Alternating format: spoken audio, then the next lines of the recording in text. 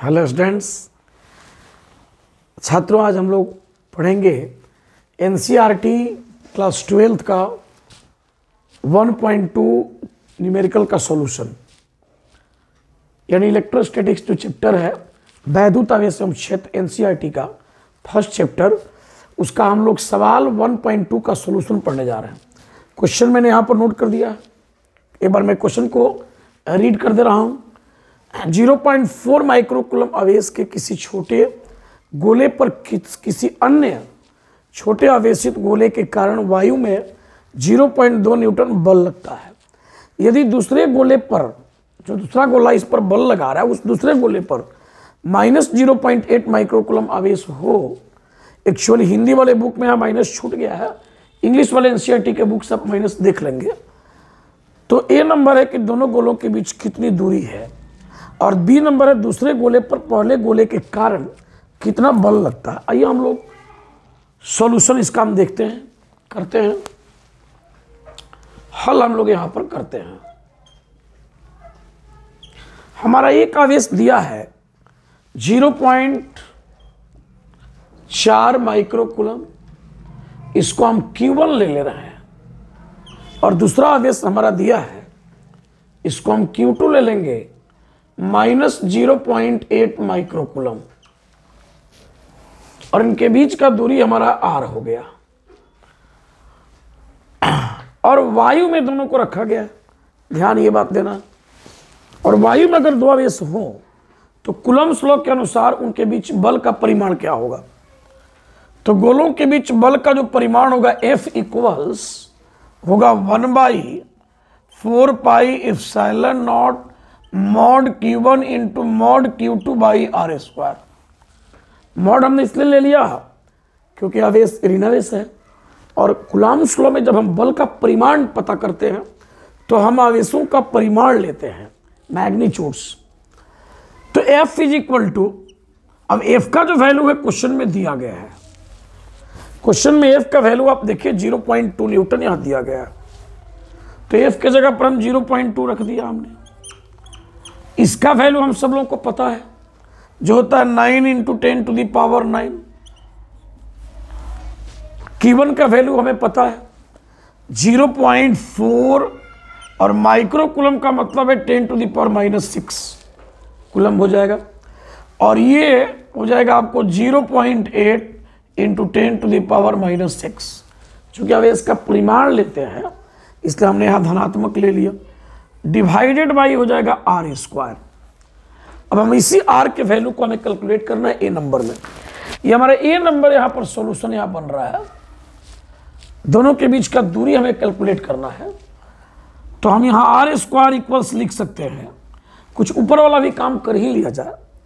तो 9 × 0.4 को हम लिख सकते हैं 4 यहां 10⁻⁻7, तो 4 हम निकाल लेते हैं।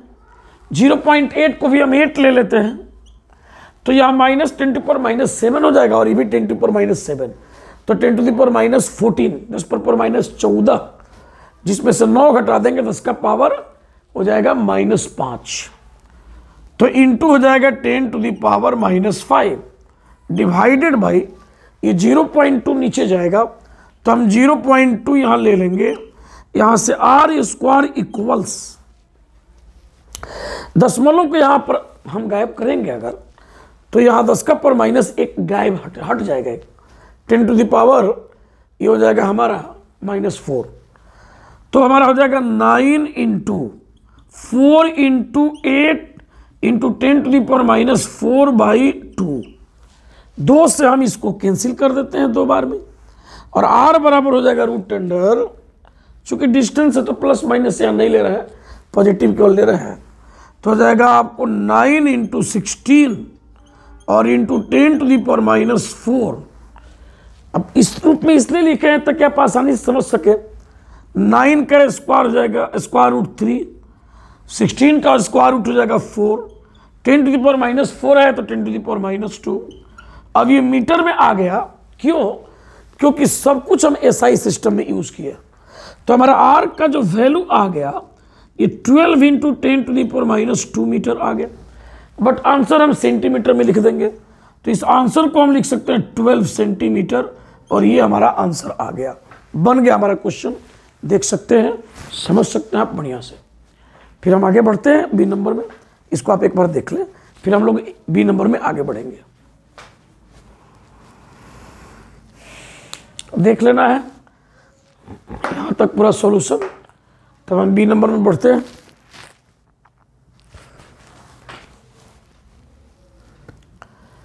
ए नंबर में था दोनों गोलों के बीच कितनी दूरी है, तो कितनी दूरी हमें पता चल गया। अब हम बी नंबर सॉल्यूशन पर आते हैं।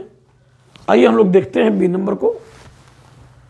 ए नंबर जो सॉल्यूशन इसका हुआ उसको ढंग से आप देख लेंगे, समझ लेंगे। जहां दिक्कत हो वहां पर आप कमेंट कर सकते हैं कहां पर आपको समस्या दिक्कत है। चलो बच्चों आगे बढ़ते हैं, आगे बढ़ा जाए, चलिए आगे बढ़ते हैं। तो बी नंबर हमारा यहां पर है, बी नंबर। पहले तो हम दोनों का चित्र बनाते हैं। बी नंबर के लिए Q1 जो है वो 0.4 माइक्रो कूलम, और Q2 जो है आपको ये आपको है -0.8 माइक्रो कूलम। तो Q2 जो Q1 पर बल लगाएगा, इस बल को हम F12 ले सकते हैं, जो आकर्षण बल होगा, आकर्षण बल। इसी बल का मान दिया गया था, और जितना ये बल होता है ना, उतना ही इसके द्वारा इस पर भी इधर बल लगता है, एकदम सेम मैग्नीट्यूड में, परिमाण में। मतलब इस Q2 पर भी बल इधर लगेगा, आकर्षण का बल। ये Q1 उसको आकर्षित करेगा, क्योंकि देखिए ऋणावेश है और ये धनावेश है। तो ये बल, इस बल का परिमाण भी हम लोगों को इतना ही होगा जितना कि ये होगा। यानी F12 का मैग्नीट्यूड जो दिया गया है ये 0.2 न्यूटन है। तो F21 का जो मैग्नीट्यूड होगा ये भी हमारा आपको 0.2 न्यूटन होगा। और इसका नेचर क्या होगा, तो आकर्षण बल का ये नेचर होगा 0.2 न्यूटन। इसको हम अन्योन्य क्रिया कहते हैं, इंटरैक्शन, फोर्स ऑफ इंटरैक्शन। दो जो आवेश एक दूसरे पर बल लगाते हैं उसको अन्योन्य क्रिया का बल कहते हैं। जितना Q1 लगाता है Q2 पर परिमाण में, उतना ही Q2 लगाता है Q1 पर परिमाण में, एकदम बराबर। मैग्नीट्यूड दोनों के द्वारा जो बल लगता है वो एकदम इक्वल होता है, सेम होता है। यानी जितना Q1 लगाएगा Q2 पर जित परिमाण का बल, उतना ही Q2 लगाता है Q1 पर उसी परिमाण का बल। तो ये रहा हम लोग को बी नंबर को समझने का तरीका। फिर हम लोग अगले क्वेश्चन पर आते हैं, इसको आप देख ले पहले ढंग से।